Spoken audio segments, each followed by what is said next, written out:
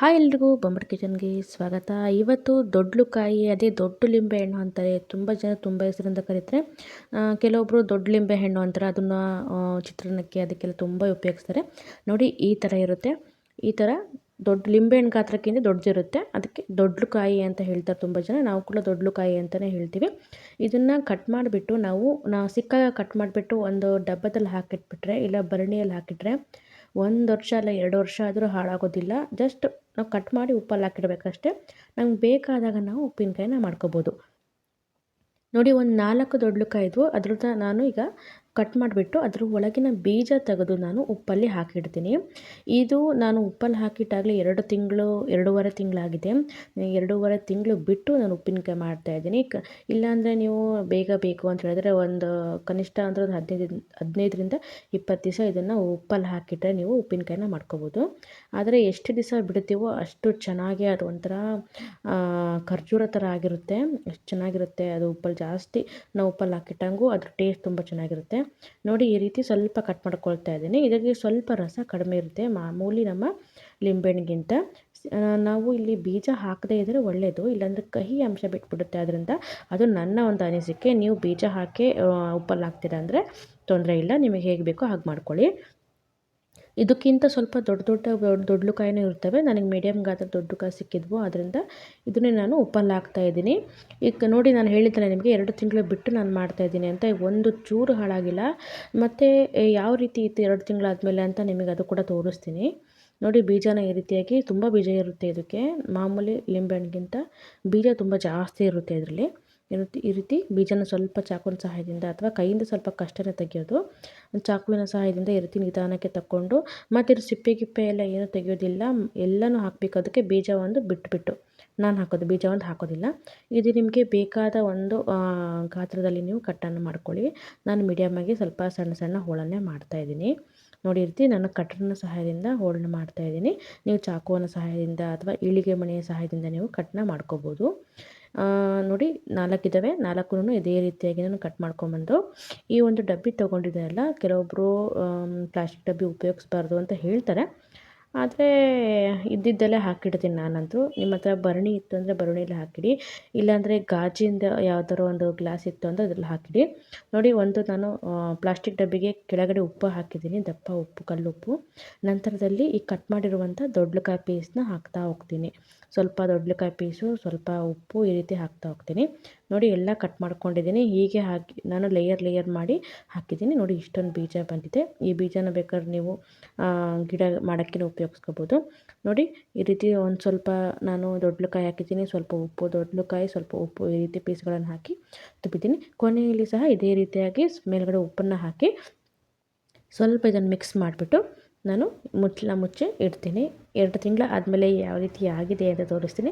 ನಂತರ ಒಂದು ಉಪ್ಪಿನಕಾಯಿ ಮಾಡೋಕ್ಕೆ ಯಾವೊಂದು ಸಾಮಗ್ರಿಗಳನ್ನು ಉಪಯೋಗಿಸ್ಕೋಬೇಕು ಸಿಂಪಲ್ಲಾಗಿ ಅದನ್ನು ಫಸ್ಟ್ ತೋರಿಸ್ತೀನಿ. ನಂತರದಲ್ಲಿ ನಾವು ಉಪ್ಪಿನಕಾಯಿನ ಮಾಡೋಕ್ಕೆ ನಾವು ಹಾಕೋಣ. ಎಷ್ಟು ಬೇಕೋ ಅಷ್ಟೇ ಹಾಕ್ಕೊಳ್ತೀನಿ, ಅಷ್ಟು ನಾನು ಹಾಕ್ತಾಯಿಲ್ಲ ಇಲ್ಲಿ ನನಗೆ. ನೋಡಿ ಇದನ್ನು ಮುಚ್ಚಿ ನಾನು 2.5 ತಿಂಗಳಾಗಿದೆ. ನಂತರದಲ್ಲಿ ಓಪನ್ ಮಾಡಿ ತೋರಿಸ್ತೀನಿ ನಂತರ ನಿಮಗೆ ಹೇಗಿರುತ್ತೆ ಅಂತ. ನೋಡಿ ಸ್ವಲ್ಪ ತಗೊಂಡಿದ್ದೀನಿ, ಸ್ವಲ್ಪ ಅಂದರೆ ನೀವು ಕ್ವಾಂಟಿಟಿ ತಕ್ಕಂಗೆ ನೀವು ಹಾಕ್ಕೊಳ್ಳಿ. ಇಲ್ಲಿ 1 ಚಮಚದಷ್ಟು ನಾನು ಮೆಂತ್ಯನ ಹಾಕಿದ್ದೀನಿ. ಬರೀ ಎಣ್ಣೆ ಅಷ್ಟೇ ಹಾಕಬಾರ್ದು ಇದಕ್ಕಷ್ಟೇ, ಖಾಲಿ ಹುರ್ಕೋಬೇಕು, ಬರೀ ಎಣ್ಣೆ ಹಾಕದೆ ಹುರ್ಕೋಬೇಕು. ನೋಡಿ ಒಂದು ಪ್ಯಾನಲ್ಲಿ ನಾನು ಸ್ವಲ್ಪ ಹಾಕಿಬಿಟ್ಟು ನೋಡಿ ಕಂದು ಬಣ್ಣ ಬರೋವರೆಗೂ ನಾನು ಮೆಂತ್ಯನ ಹುರ್ಕೊಂಡಿದ್ದೀನಿ.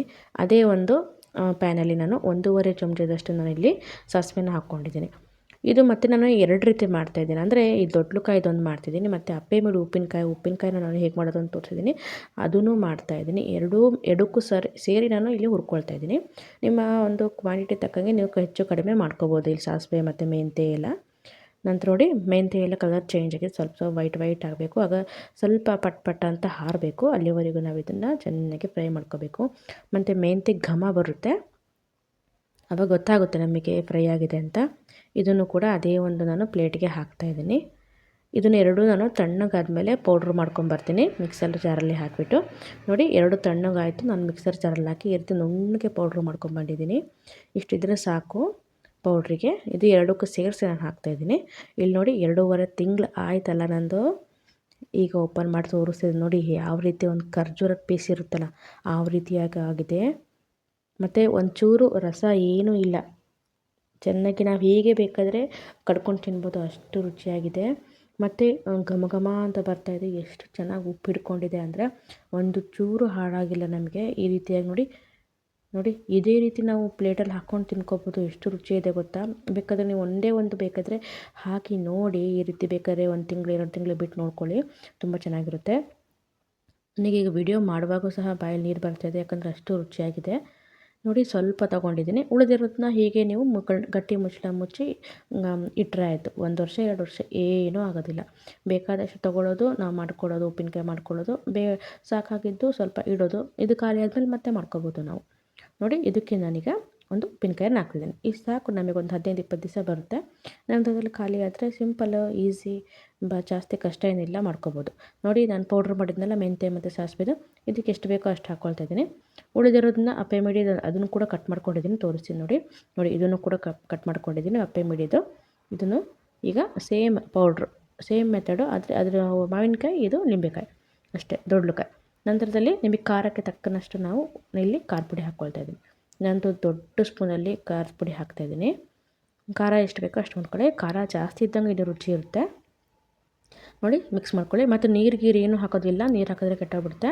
ನಂತರದಲ್ಲಿ ಇಷ್ಟೇ ನಿಮಗೆ ಸಾಕು ಅಂದರೆ ಸಾಕು. ನಂತರ ಸ್ವಲ್ಪ ನಿಮಗೆ ಒಗ್ಗರಣೆ ಹಾಕಬೇಕು ಅಂತ ಒಗ್ಗರಣೆ ಹಾಕ್ಕೊಳ್ಳಿ. ಇಂಗಿನ ಒಗ್ಗರಣೆ ಅಂತೂ ಅಬ್ಬಬ್ಬ ತುಂಬ ಚೆನ್ನಾಗಿರುತ್ತೆ.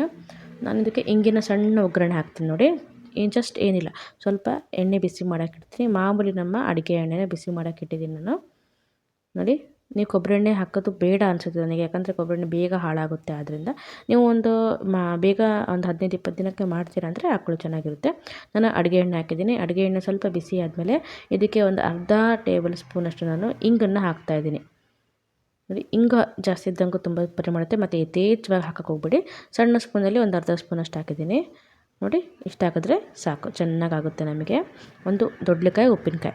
ಈಗ ತಿನ್ನೋಕ್ಕೂ ರೆಡಿ, ಮತ್ತು ನೀವು ಸ್ಟೋರ್ ಮಾಡಬೇಕು ಅಂದರೂ ರೆಡಿಯಾಗಿರುತ್ತೆ. ನೋಡಿ, ತುಂಬ ಸಿಂಪಲ್ಲಾಗಿ ಮತ್ತು ತುಂಬಾ ರುಚಿಯಾಗಿ ನಮ್ಮ ದೊಡ್ಡಕಾಯಿ ಉಪ್ಪಿನಕಾಯಿ ಸಿಂಪಲ್ಲಾಗಿ ರೆಡಿಯಾಗುತ್ತೆ. ನಾನು ಈಗ ವಿಡಿಯೋ ಎಡಿಟ್ ಮಾಡುವಾಗ ತುಂಬ ಬಾಯಲ್ಲಿ ನೀರು ಬರ್ತಾಯಿದೆ, ಯಾಕಂದರೆ ಅಷ್ಟು ರುಚಿಯಾಗಿದೆ. ನೋಡಿ, ಈ ರೀತಿಯಾಗಿ ಮಾಡಿಕೊಂಡು ತಿನ್ಕೋಬೋದು. ನಿಮಗೆ ಇಷ್ಟ ಆದರೆ ನಮ್ಮ ವೀಡಿಯೋಗಳನ್ನು ನಮಗೆ ಸಪೋರ್ಟ್ ಮಾಡಿ. ನಮ್ಮ ಚಾನಲ್ನ ಯಾರು ಫಸ್ಟ್ ಟೈಮ್ ನೋಡ್ತಿದ್ದೀರಾ ದಯವಿಟ್ಟು ಸಬ್ಸ್ಕ್ರೈಬ್ ಮಾಡ್ಕೊಳ್ಳಿ, ಲೈಕ್ ಮತ್ತು ಶೇರ್ ಮಾಡಿ. ಫೇಸ್ಬುಕ್ಕಲ್ಲಿ ನೋಡ್ತಿರೋ ದಯವಿಟ್ಟು ಫಾಲೋ ಮಾಡ್ಕೊಳ್ಳಿ. ನಾನು ಮತ್ತೆ ಉಪ್ಪಿನ ಹೇಳಿದ್ನಲ್ಲ ನಾನು ಅಪ್ಪೆ ಮಾಡಿದ್ದು ನೋಡಿ, ಫಸ್ಟ್ ಈ ಥರ ಇದ್ದದನ್ನು ಕಟ್ ಮಾಡಿಕೊಂಡು ಅದನ್ನು ಪೀಸ್ ಮಾಡ್ಕೊಂಡಿದ್ದೀನಿ. ಮತ್ತು ಇದ್ರ ನನ್ನ ಉಪ್ಪಿನಕಾಯಿನ ನಾನು ತೋರಿಸಿದ್ದೀನಿ, ತುಂಬ ಚೆನ್ನಾಗಿದೆ ಉಪ್ಪಿನಕಾಯಿ. ಆ ಒಂದು ವಿಡಿಯೋ ನಂದು ವೈರಲ್ ಆಗಿದೆ ಆ್ಯಕ್ಚುಲಿ ಹೇಳಬೇಕು ಅಂದರೆ.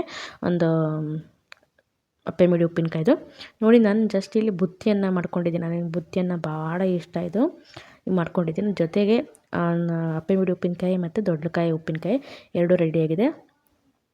ಇಷ್ಟಿದ್ರೆ ಬೊಂಬಾಟಾಗಿ ಊಟ ಸೇರುತ್ತೆ. ನನಗೆ ತುಂಬ ಇಷ್ಟ ಆಯಿತು. ಮತ್ತು ನೀವು ಕೂಡ ಮಾಡಿಕೊಂಡ್ರೆ ಹೇಗಿತ್ತು ಟೇಸ್ಟು ಅಂತ ನನಗೆ ವಿಡಿಯೋ ಮಾಡಿ ಅಥವಾ ನನಗೆ ಕಾಮೆಂಟ್ ಮೂಲಕ ನನಗೆ ತಿಳಿಸಿ. ನನ್ನ ವಿಡಿಯೋದಲ್ಲಿ ಏನಾದರೂ ತಪ್ಪಿದೆ ದಯವಿಟ್ಟು ಕ್ಷಮೆ ಇರಲಿ. ಹಾಗೂ ನಮ್ಮ ವಿಡಿಯೋನ ಯಾರ್ಯಾರು ನೋಡ್ತಿದ್ದೀರಾ ದಯವಿಟ್ಟು ಸಬ್ಸ್ಕ್ರೈಬ್ ಮಾಡ್ಕೊಳ್ಳಿ. ನೀವು ಯಾವ ಊರಿಂದ ನೋಡ್ತಿದ್ದೀರಾ ಅಂತ ಕಾಮೆಂಟ್ ಮೂಲಕ ನನಗೆ ತಿಳಿಸೋದನ್ನು ಮರಿಬೇಡಿ. ನಮ್ಮ ವಿಡಿಯೋ ನೋಡಿದ್ದಕ್ಕೆ ತುಂಬ ಹೃದಯದ ಧನ್ಯವಾದಗಳು. ನಿಮ್ಮ ಒಂದು ಸಪೋರ್ಟ್ ಯಾವಾಗಲೂ ಹೀಗೆ ಇರಲಿ ಅಂತ ನಿಮ್ಮಲ್ಲಿ ಕಳಕಳಿಯಿಂದ ಬೇಡ್ಕೊಳ್ತಾ ಇದ್ದೀನಿ. Thank you. Bye bye.